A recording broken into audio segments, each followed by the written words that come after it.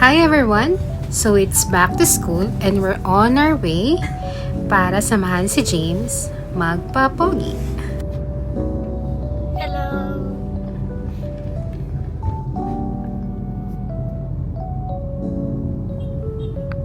So, nandito na tayo sa Tasa Barbershop located at Lilac. Ito yung barbershop na favorite ni Daddy at ni James.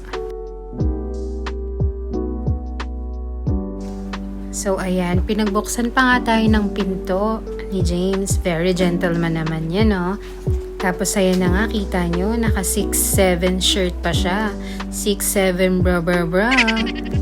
Ayun, so pagpasok nga natin, buti wala masyadong tao.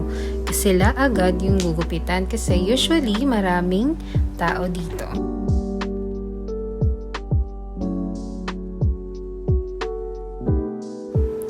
Ayan na nga, nakaupo na siya. Ready na siya para sa kanyang haircut. O, diba ang pogi? Kanino kaya nagmana to?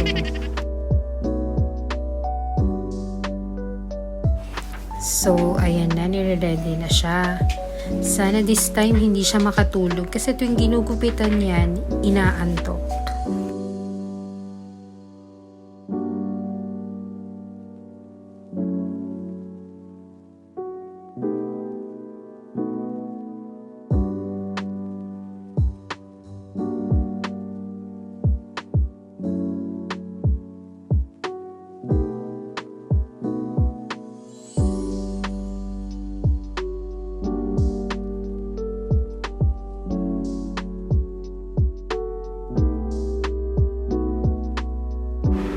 Ayan, tapos na siyang gupitan. Ayun, nangangati-ngati pa nga ang bata.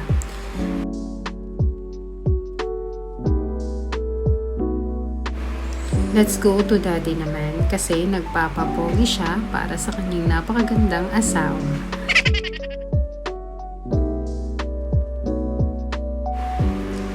Ayan o, hindi naman halatang relax na relax siya.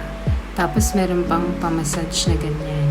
O diba, ang sarap. Pamper day talaga ni Daddy today.